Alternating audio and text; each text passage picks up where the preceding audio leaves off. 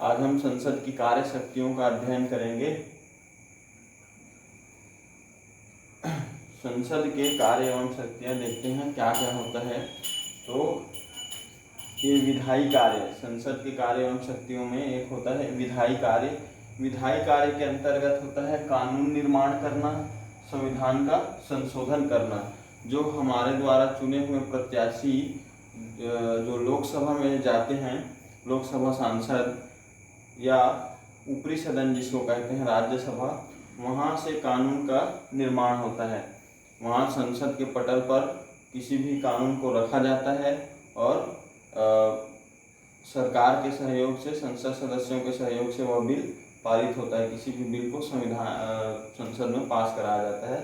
संविधान का संशोधन करना, संविधान में यदि कोई अनुच्छेद है, यदि कोई धाराएं हैं, यदि उसमें कुछ और चीज़ें जोड़नी है या किसी चीज़ को हटाना है तो संसद के सदस्यों द्वारा यह कार्य होता है। यह संसद के कार्य एवं शक्तियों के अंतर्गत विधायी कार्य है। वैसे ही संसद के कार्य एवं शक्तियों में एक है वित्तीय शक्तियाँ। हमारे देश में जो केंद्र सरकार होती है उन्हें प्रत्येक वर्ष वित्तीय शक्तियों के अंतर्गत एक उन्हें साल भर का जो खर्च है सरकार का या जो आवक है उनका, उन्हें संसद के पटल पर मंत्रिमंडल की तरफ से वित्त मंत्री उसे प्रस्तुत करता है। जिस जो बजट सत्र होता है उसमें, तो बजट की स्वीकृति करना भी इसके अंतर्गत आता है। बजट की स्वीकृति संसद के अधिकतम सदस्यों द्वारा एक निश्चित अनुपात में जब सदस्यों का सहयोग होता है तो वह बजट पारित होता है और उसके अनुसार जो है उसका पूरा ब्यौरा वित्त मंत्री द्वारा सदन में रखा जाता है। वैसे ही प्रशासनिक शक्ति होती है।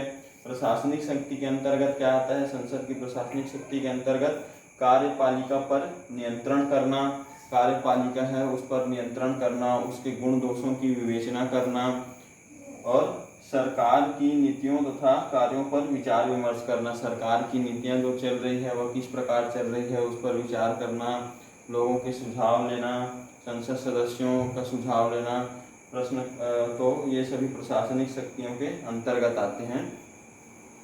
और जो है संसद के जो कार्य एवं शक्ति हैं उसके अंतर्गत निर्वाचन संबंधी कार्य होता है। निर्वाचन संबंधी कार्य में राष्ट्रपति तथा उपराष्ट्रपति का निर्वाचन होता है। हमने जो कल पढ़ा था, जो निर्वाचन प्रणाली है उसमें दो प्रकार का निर्वाचन होता है, एक अप्रत्यक्ष और प्रत्यक्ष। तो जो प्रत्यक्ष होता है वह तो जनता के द्वारा होता है और यह राष्ट्रपति और उपराष्ट्रपति, राष्ट्रपति का चुनाव जो होता है वह अप्रत्यक्ष होता है। तो राष्ट्रपति और उपराष्ट्रपति का जो है निर्वाचन संसद के सदस्यों द्वारा ही होता है। तो निर्वाचन संबंधी कार्य भी संसद के कार्य एवं शक्तियों के अंतर्गत आता है। उसी प्रकार संसद की विविध और भी शक्तियां हैं, जैसे हमारे देश के राष्ट्रपति, उपराष्ट्रपति या न्यायपालिकाओं के न्यायाधीशों को पद से हटाना या उनके पद से हटाने संबंधी विचार विमर्श करना, उनके गुण दोषों पर विमर्श करना, यह सभी विविध कार्य संसद के कार्य एवं शक्तियों के अंतर्गत आते हैं। तो हम देख सकते हैं कि संसद के कार्य एवं शक्तियों में विधायी कार्य, वित्तीय शक्तियाँ, प्रशासनिक शक्ति, निर्वाचन संबंधी कार्य और विविध प्रकार की शक्तियाँ होती है। आप इन्हें नोट कर सकते हैं।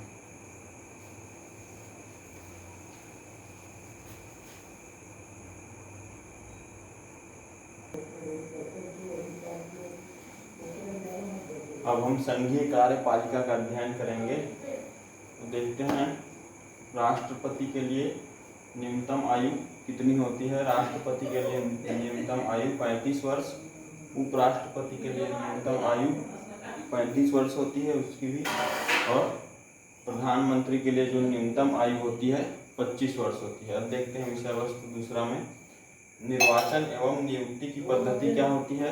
तो राष्ट्रपति के निर्वाचन एवं नियुक्ति की पद्धति होती है वह अप्रत्यक्ष प्रणाली से होती है।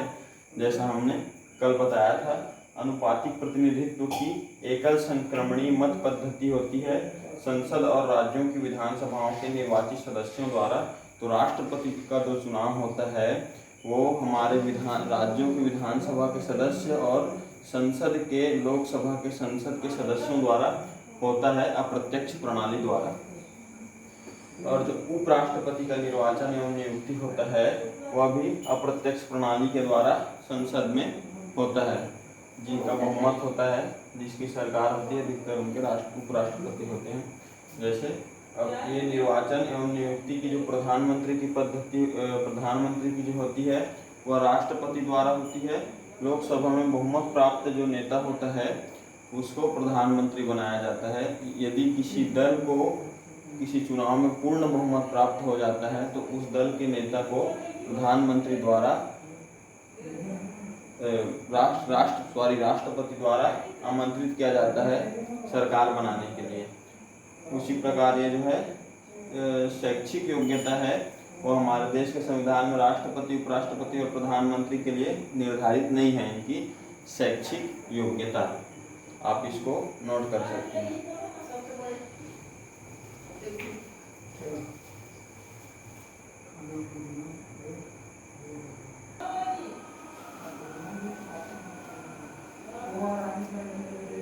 अब देखते हैं चौथा बिंदु, अन्य योग्यताएं क्या क्या होती है। इसके पहले हमने पढ़ा कि शैक्षिक योग्यता होती है जो तीनों की निर्धारित नहीं होती, राष्ट्रपति, उपराष्ट्रपति और प्रधानमंत्री की। अन्य योग्यताएं देखते हैं। राष्ट्रपति के लिए लोकसभा का सदस्य होने की योग्यता हो। राष्ट्रपति होने के पूर्व वे कभी लोकसभा के सदस्य होने चाहिए। और उपराष्ट्रपति जो है उनकी योग्यता राज्यसभा का सदस्य होना चाहिए, वे ही उपराष्ट्रपति बन सकते हैं।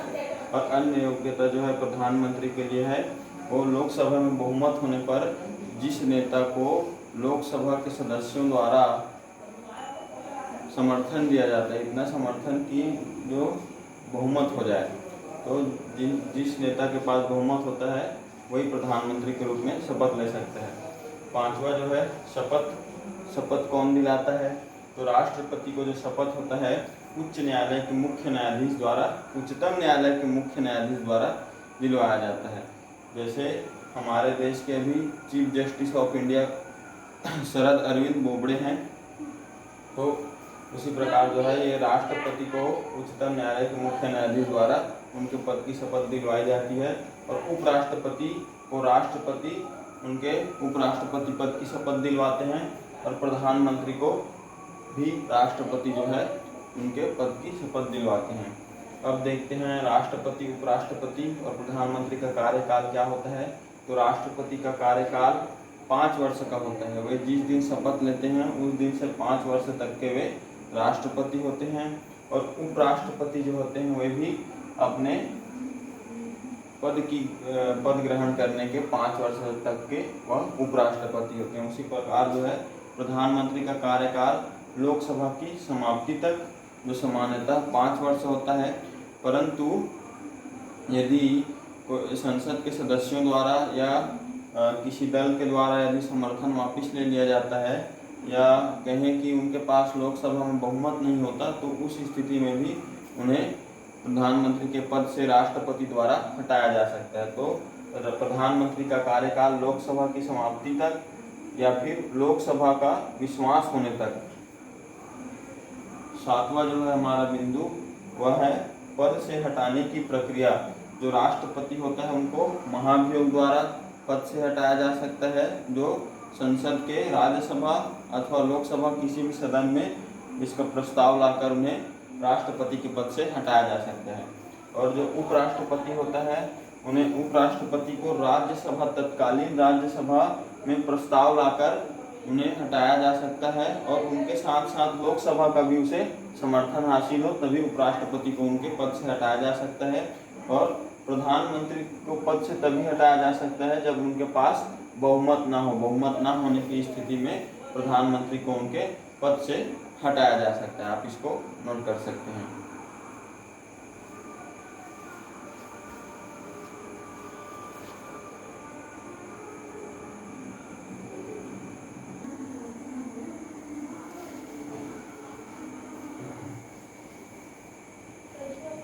कल हम राष्ट्रपति की शक्तियों का अध्ययन करेंगे।